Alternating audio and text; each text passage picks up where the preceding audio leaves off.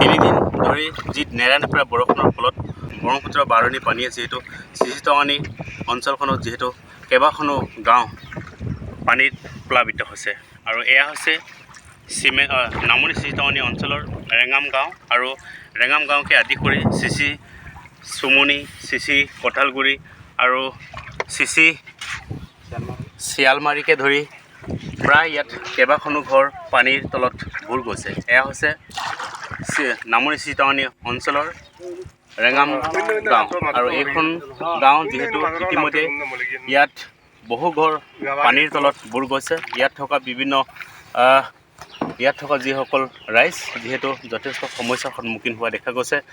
আমি বৰ্তমান এই দৃশ্য দেখুৱাবৰ কাৰণে উপস্থিত হৈছোঁ ৰেঙাম গাঁও, যিহেতু নামনি চিচিটঙানী অঞ্চলৰ এইখন হৈছে নতুনকৈ স্থাপন কৰা এখন গাঁও। এয়া পানীৰ তলত এতিয়াও আজি দুদিন ধৰি বুৰ গৈছে আৰু নিশ্চয় আপোনালোকে মন কৰিছে এইখন ঘৰ ইয়াতে এই টুলুঙা নাওত এইখন গাঁৱৰ ৰাইজে যিবোৰ খোৱা খাদ্য নাৱেদি অহা যোৱা কৰি তেওঁলোকে খোৱা খাদ্যবোৰ আনিবলগীয়া হয় আৰু এই দৃশ্যখিনি মই আপোনালোকক শুনে শুনে দেখুৱাইছোঁ আৰু লগে লগে ইয়াৰ এই স্থানীয় লোক আছে তেওঁলোকৰ পৰা কথা পাতিব যত্ন কৰিম।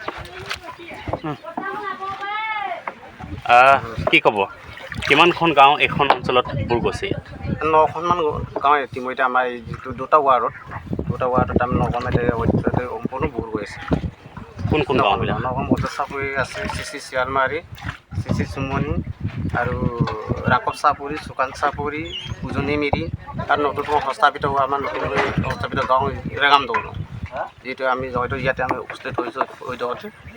গতিকে ইয়াত দুদিন নেৰানেপেৰা বৰষুণ দিয়াৰ ফলত গতিকে যথেষ্ট ৰাইজৰ ক্ষতি হৈছে। পশুধন আৰু গৰু ম'হ চবত তাৰমানে খাদ্য নাটনি এতিয়ালৈকে কৰি আছে। এতিয়ালৈকে ধৰক খাদ্য বুলিবলৈ এতিয়া গৰুক খাবলৈ নোপোৱাৰ কাৰণে কিছুমান প্লেটফৰ্ম তাত সংস্থাপন কিছুমান ৰাখিছোঁ।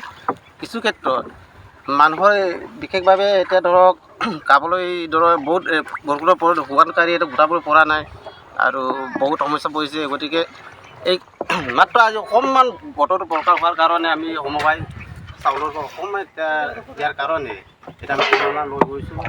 সেইটো কাৰণে অলপ সকাহ এটা পাইছোঁ তাৰমানে আৰু বিশেষভাৱে আমি চৰকাৰৰ ফালৰ পৰা এতিয়ালৈকে আমি সুযোগ পোৱা নাই। প্ৰশাসন আহিছে নেকি? প্ৰশাসন অলপ আগতে আমি চি অ' ছাৰ আৰু আমাৰ ডি ছাৰে আহিছোঁ বুলি শুনিছোঁ, কিন্তু সদ্যহতে আমাৰ যিখিনি আমাৰ গাঁও ইয়াত আমাৰ যিটো আমাৰ বানপানী যিটো প্ৰভাৱ থকা জেগাত এতিয়ালৈকে আহি পোৱাই নাই। যিহেতু ক'ব লাগিব প্ৰশাসন বিভাগৰ আহিছে, জিলা প্ৰশাসন আহিছে যদিও তেওঁলোকৰ লগত কোনো মত বিনিময় হোৱা নাই আৰু এয়া হৈছিল নামনি চিচিটঙানী অঞ্চলৰ কেইবাখনো গাঁৱৰ এই সমস্যাৰ সন্মুখীন হৈ থকাৰ দৃশ্য আমি দেখুৱাবলৈ যত্ন কৰিছোঁ আৰু কিছু ইয়াতে লোক আছে তেওঁলোকৰ আমি কথা পাতিব যত্ন কৰিম।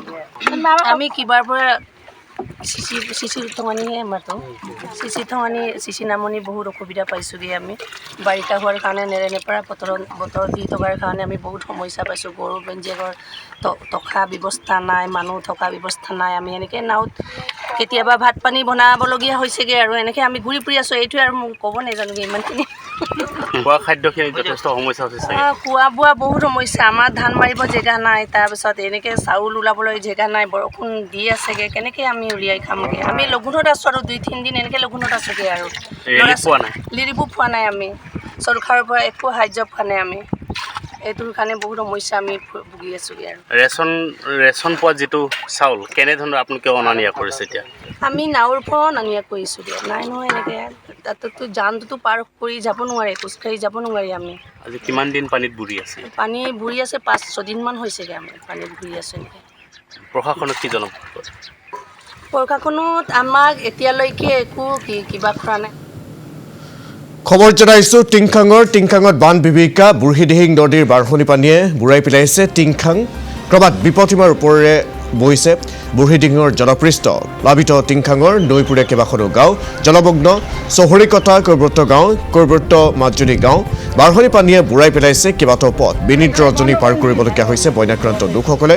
নাটনি হৈছে খাদ্য সামগ্ৰীৰ লগতে অত্যাৱশ্যকীয় সা সামগ্ৰীৰ। আঘুনিবাৰীৰ পৰা খোৱাংঘাটলৈ যোৱা মথৰিটো ছিগি যোৱাৰ এতিয়া আশংকা কৰা হৈছে। যেহেতু জলপৃষ্ঠ বৃদ্ধি পাই গৈ আছে, নৈৰ ওপৰৰ জলপৃষ্ঠ বৃদ্ধি পাইছে, আৰু মথাউৰি ভগাৰ আশংকা কৰা হৈছে। টিংখাঙৰ খবৰ জনাইছোঁ। টিংখাঙত বান বিভীষিকা, বুঢ়ীদিহিং নদীৰ বাঢ়নি পানীয়ে বুৰাই পেলাইছে টিংখাং। ক্ৰমাৎ বিপদসীমাৰ ওপৰেৰে বৈছে বুঢ়ীদিহিঙৰ জলপৃষ্ঠ। প্লাবিত টিংখাঙৰ নৈপুৰে কেইবাখনো গাঁও জলমগ্ন। চহৰীকতা কৈৱৰ্ত মাজুলী গাঁও। বাঢ়নি পানীয়ে বুৰাই পেলাইছে কেইবাটাও পথ। বিনিদ্ৰজনী পাৰ কৰিবলগীয়া হৈছে বন্যাক্ৰান্ত লোকে। নাটনি হৈছে খাদ্য সামগ্ৰীৰ লগতে অত্যাৱশ্যকীয় সামগ্ৰীৰ।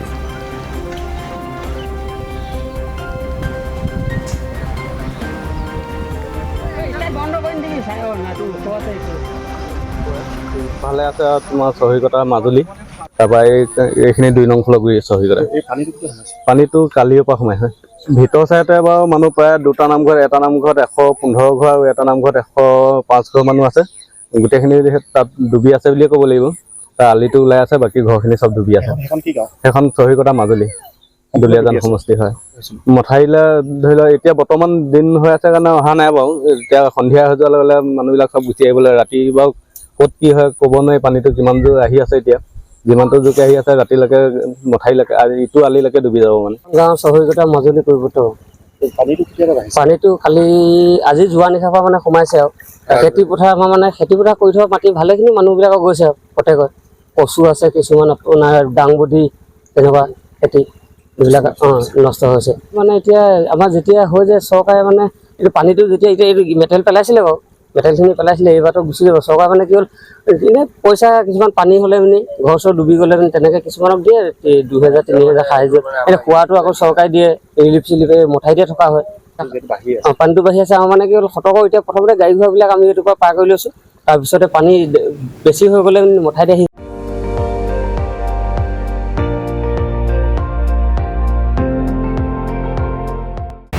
আপুনি চাই আছে ND24 সৰ্বশ্ৰেষ্ঠ নহয় সৰ্বোত্তমৰ দৌৰ।